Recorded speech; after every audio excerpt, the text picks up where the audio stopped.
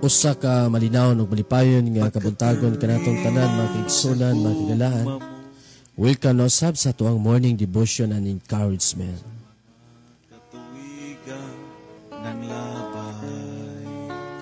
For the love of money is the root of evil. No, pagka may gugmaon sa salapi mao ang tanang gamot. Tanang gamot sa kadautan. Mo ni ato ang paghatagan og pagtagad nini nga kabuntagon mga kaigsunan, mga kigalaan. Nini nga sayo nga kabuntagon. Good morning sa tanan nato mga kaigsunan no nga walay hunong, walay undang nga nagasunod sa ato ang programa.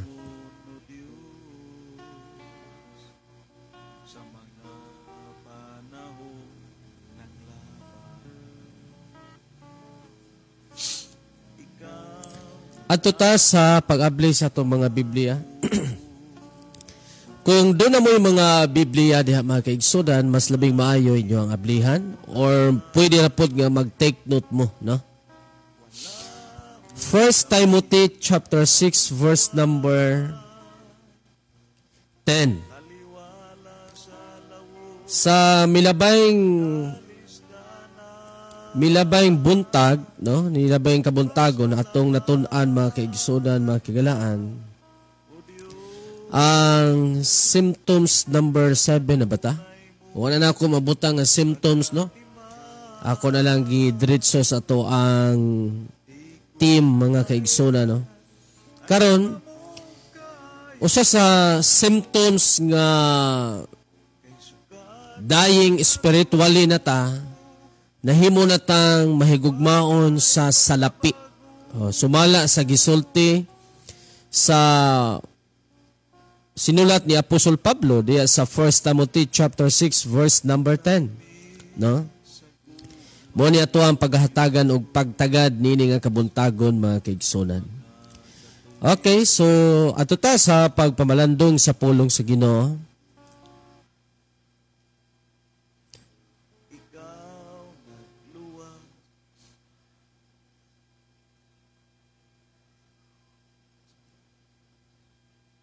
Ablihan nato diya sa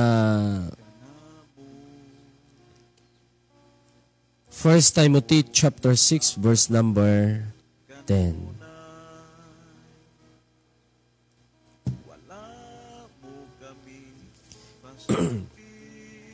Matod pa diri mga kaigsunan, for the love of money is the root of all evil, which while some coveted after, they have erred from the faith, and purged themselves through with many sorrows.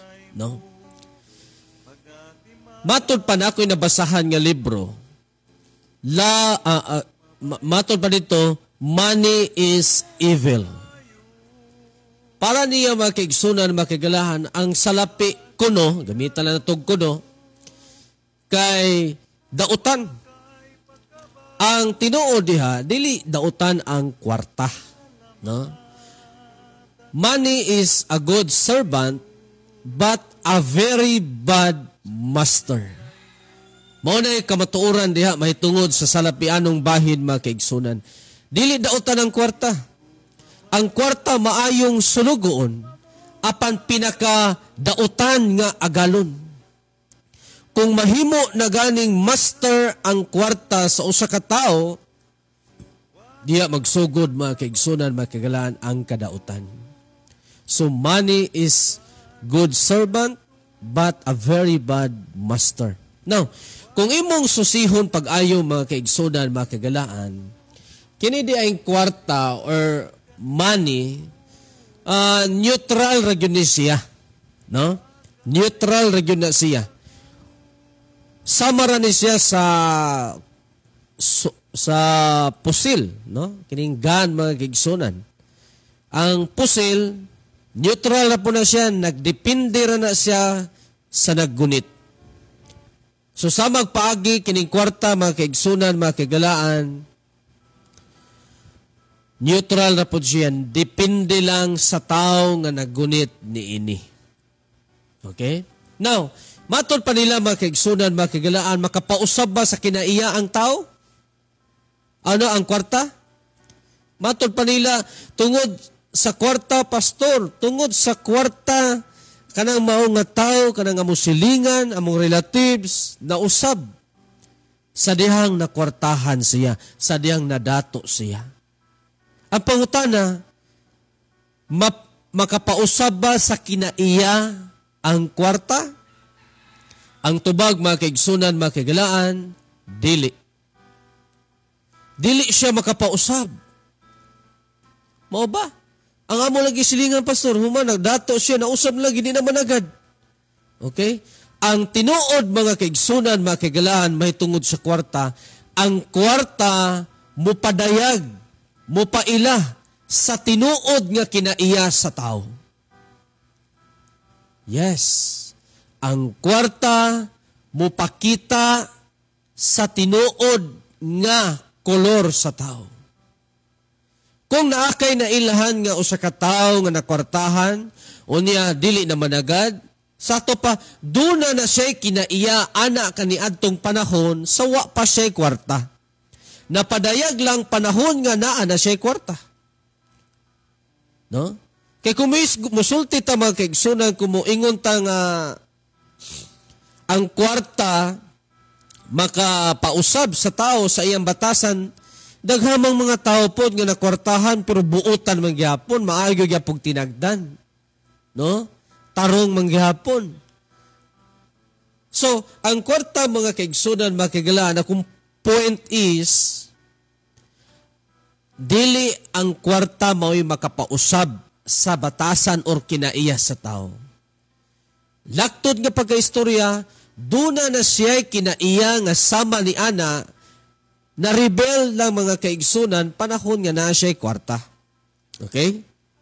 So, 1 Timothy chapter 6 verse number 10, kay ang gugma sa kwarta mao ang gamot sa tanang dautan. Nga sasamang nga samtang sa pipilag gikaibgan. Sila nangasayop gikan sa pagtuo. Nanagay mga Kristohanon makigsunan. Kay nagisgot manggudari mga kaigsunan, no? Kanibitang sa verse number 10, nga for the love of money is the root of all evil, which while some, no? Some, doon ay mga pipila ka mga Kristohanon, which while some coveted after, they have erred from the faith. Nibiya sila mga kaigsunan sa pagtuo. Nga samtang sa pipila, gikaibgan sila nang nasayop gikan sa pagtuo. Sa to pa nangalagad sa Ginoo, doon agoy faith. No? Ang problema, tungod kay, wam takabalon siya gay pinakarason, ganun nibiya sila sa pagtuo. No? Tungod siguro sa kalisod mga kaigsunan, kining grabe ka krisis ng panahon na. No? Usa sa krisis, mubiya ang tao. Dili gyud sa kalisod kun dili tungod sa pagkamahigugmaon sa salapi. Mo ni bantayanan kayo mga kaigsunan, mga kagalaan. Unya padayon na to ang mao nga verse sa 1 Timothy chapter 6 verse number 10. O gilagbasan ang ilang mga kaugalingon, pinaagi sa daghang mga kagool. Kini mga kaigsunan. Mo ni ang resulta sa pagkamahigugmaon sa salapi. Unsa maning kini bitong sa King James Version, kini sa 1 Timothy chapter 6 verse number 10, and purge themselves through with many sorrows. The word pierce, no? Kung sa Bisaya pa na mga kaigsunan, mga kagalaan, mura ba gitusok nimo ang imong kaugalingon? Gitusok. Okay? Daw gitusok nimo ang imong kaugalingon sa mga kagulanan. Sa to pa tinuyuan nga kaguol. Mao na kung ang tao mga kaigsunan, mga kagalaan, nahimo nang mahigugmaon sa salapi, sa bahandi niining kalibutana, gituyuan niya ang kaugalingon nga matusok sa mga kagulanan. Sa to palaktod nga pagkaistorya, ang kwarta, dili siya tinuod nga makahatag og kalipay. Ang kwarta, dili siya tinuod nga makahatag og katagbawan sa kinabuhi. Asa na mabasa mga kaigsunan diya sa Ecclesiastes? Diya sa Ecclesiastes, no? Atong mabasa diha nga ang mahigugma sa salapi, dili matagbaw sa salapi. No? Ato ng pangitaon, kadali mga kaigsunan. Ecclesiastes. Tanawan ninyo ha, ang tao di gudi matagbaw mga kaigsunan. Di gudi siya masatisfy, no? Ecclesiastes chapter 1 verse number 7. Ang tanang suba nagaagas ngadto sa dagat. Apan ang dagat dili mapuno, ngadto sa dapit diin ang kasubaan nagagikan. Dito sila nagbalik pag-usab. Ang tanang butang puno sa kahago. Ang tao dili makalitok niini. Ang mata wala natagbaw sa pagtanaw, ni ang dalunggan sa pagpaminaw. Ang butang anaa na kini mao ang nahitabo or mahitabo. Ug kanang mga nahumana, mao kanang pagahimuon ug walay bag-ong butang ilalom sa adlaw. So diya di mo makita makiigsunan makigalaan in verse number 8 ang tanang butang puno sa kahago, no? Puno gyud sa kalaay mga kaigsunan. Ang mata wala natagbaw sa pagtan-aw, no? Diya di mo makita makiigsunan nga wa gyud butang nga makahatag og tinud-anay nga kalipay. Walay butang ni ining kalibutana nga tinud-anay nga muhatag nato og kalipay. Ang tanang butang ni ining kalibutana, ang tinuod, mao'y muhatag kanatog kagulanan. No? Ang tanang mga butang ni ining kalibutana, dili makahatag og kalipay, kundili makahatag hinuon og kagulanan. Muna'y labing tinuod mga kaigsunan. Unsa man butang nga nganli kuno ang butang nga naa ning kalibutan nga naa nimo nga nakahatag nimo kalipay. Balay, no? Kung regaluhan kag balay nga nindot kayo nga pagkaporma, ligon, malipay ka. Grabe ang imong kalipay, di ba? Kung regaluhan ka og tagaan kag sakyanan or nakabaton ka karog sakyanan nga nindot kayo, malipay ka mga kaigsunan. Grabe ang imong kalipay karon. Pero kanang imong kalipay karon nga naangkon ang imong butanga, mulahutay ba na? Mo-maintain ba ang mao nga kalipay? Dili. Kay kanang butang nga imong naangkon karon nga hilabihan nimong kalipay, sa umaabot nga mga adlaw, mga katuigan, mahimo na kana nimong kagulanan. Karon nindot pa kay mong sakyanan. Nalipay ka. Bugnaw kay aircon, humot kayo sa sulod. Pero kabalo ba mo nga sa unahan nga mga adlaw, mga katuigan, muhatag na nimong kaguol? Di ba? Guba na ang imuhang aircon, init na, mamaypay na ka, limuot na kayo. No? Nanay mga gas-gas, mag-uol na ka. Di ba? So, permiro na day mga kaigsunan. Mao na, wala masayop yun ang Biblia. Wala masayop ang 1 John chapter 2 or chapter, arita sa 1 John mga kaigsunan. 1 John chapter 2. Wala yun masayop ang Biblia. No? Wala pod makasumpaki ang pagsuwat ni John the Beloved o ni Apostle Paul. No?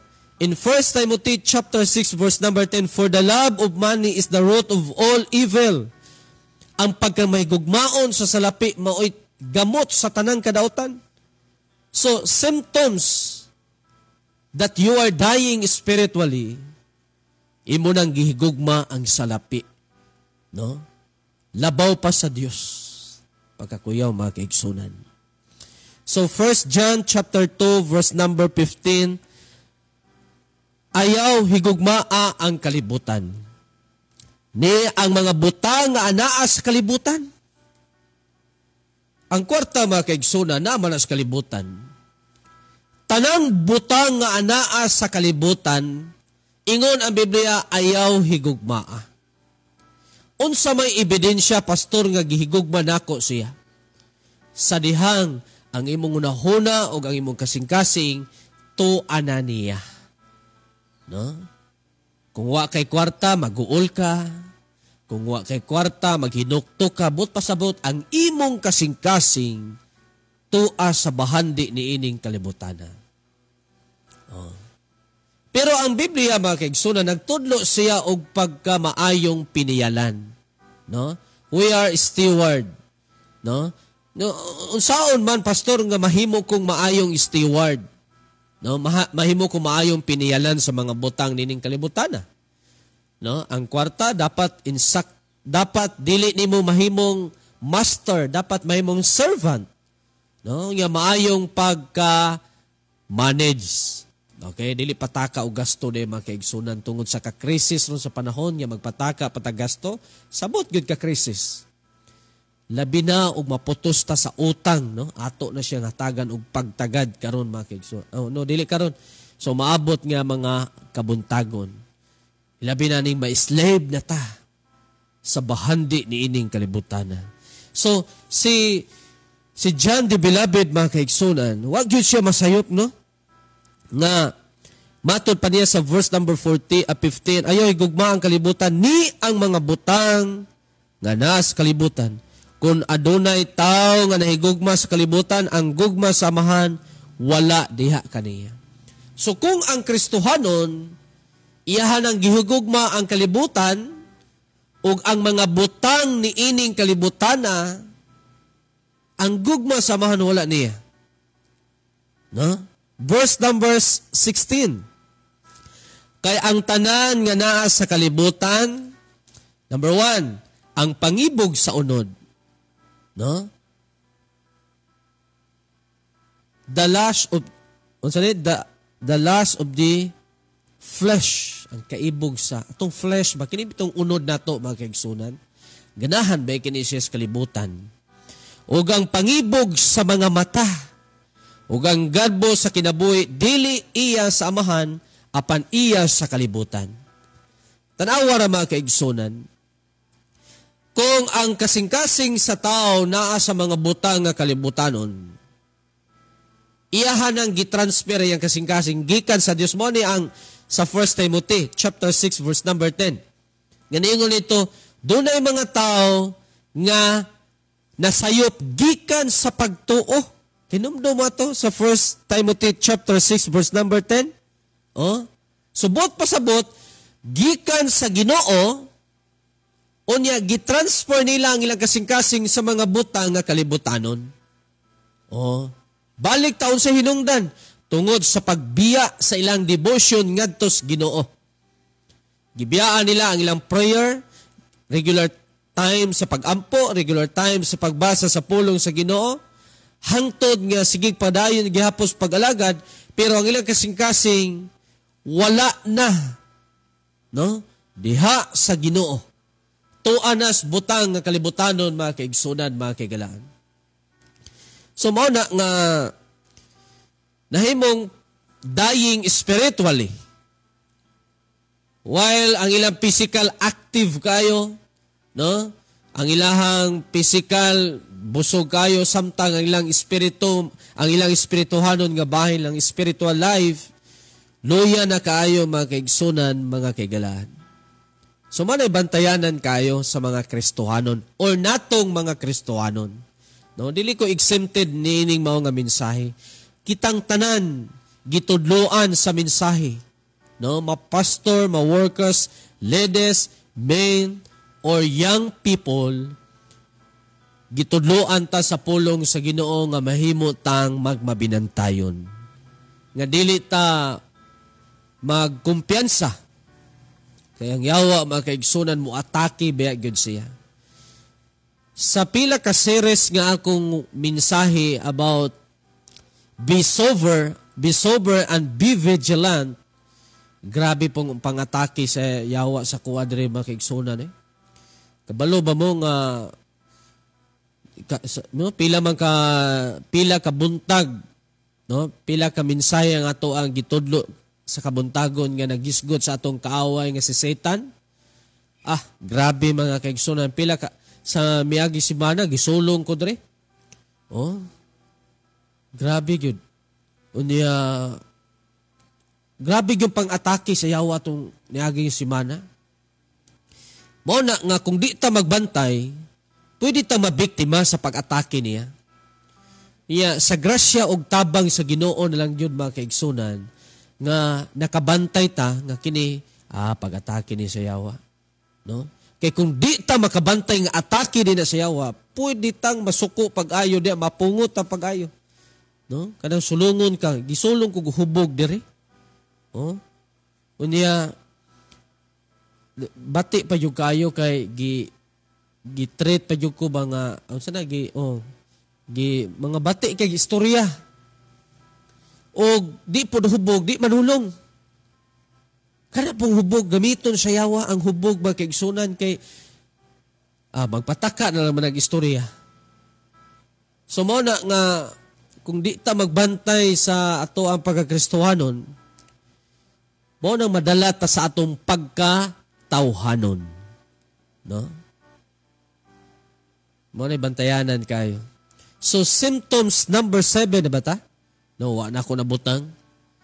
Ang symptoms, mga kaigsunan, nga daing na tayo spiritually, ang atong kasing-kasing tuan na sa bahandi nining kalibutan. Nahimo na tang mahigugmaon.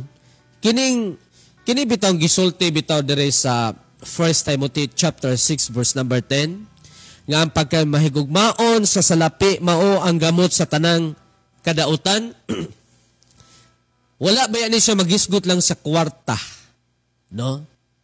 Dili lang sa kwarta nga sa kwarta lang. Nagisgot ba yan sa tanan nga mapalit sa kwarta.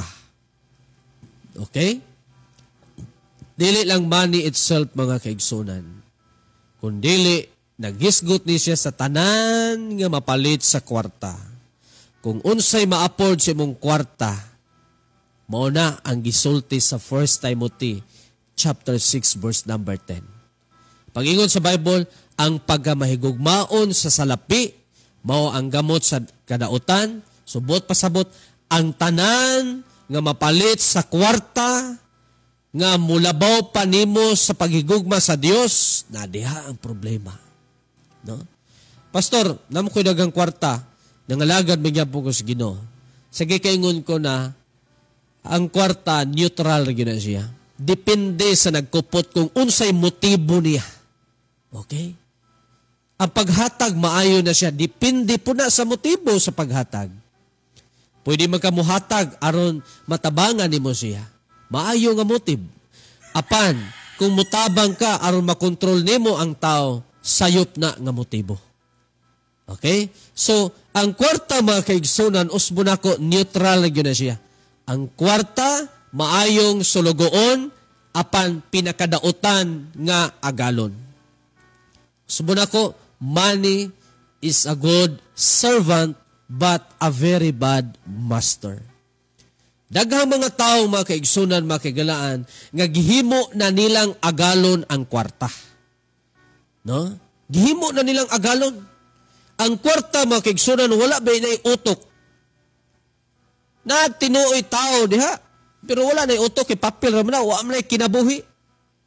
Pero nganong nahimong Diyos ang kwarta ni ining kalibutan. No?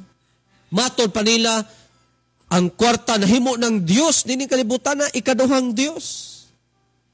Nakadungog ko anang mga ingana bitaw nga istorya, nga ang kwarta na himong Diyos, gisimba na.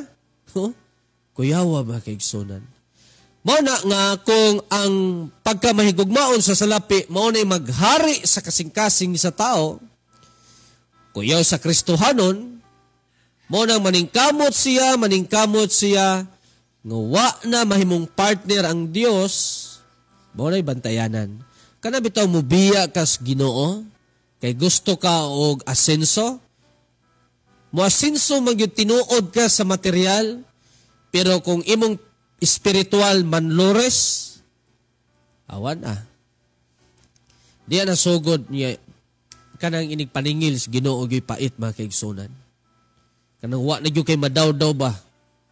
Maningil ang Ginoo sa mga oras nga imong gikuha ngadto sa Dios. Pinaagi sa mga bahandi ni ining kalibutan. Pagkadakong problema mga kaigsunan. No? Mo na nga nagsulti ang Biblia kung ang pagkamahigugmaon sa salapi maoy gamot sa pagkadautan, baliho na to. Ang pagkamahigugmaon diha sa Dios maoy tanang gamot sa tanang mga panalangin. Okay?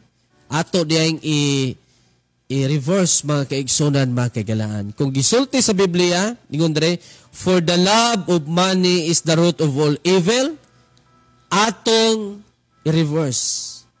For the love of God is the root of all blessing. Okay? So, ang tanang gamots or roots, no? Mao man dire, for the love of God is the root of all blessing. Pero kung ang atong kasing-kasing tuwa sa bahandi nining kalibutan na, magsugo diya ang mga kadautan. Ang dili maayo. Okay? So, ako nang hinaot mga kaigsunan, mga kagalaan, nga aduna tay mga nakutlo nga mga pagtulunan gikan sa pulong sa Ginoo. No? Mga pagpahinumdom sa pulong sa Ginoo, mga kaigsunan, mga kagalaan. Ato ta sa pagkuha sa greetings, no? Mayong buntag diha ni Brother Patrick Bagyo diya sa Bantayan Island, no? Diya sa Bantayan, mayong buntag Brother Patrick. Unya padayon tanos sa pagkuha sa mga greetings. Hinay ka kuang internet or signal diri sa mua mga kaigsunan ay. Probintahan na lang kay naka-live man ta, no? Okay. May buntag diha ni sa akong tanaw kadali mga kaigsunan.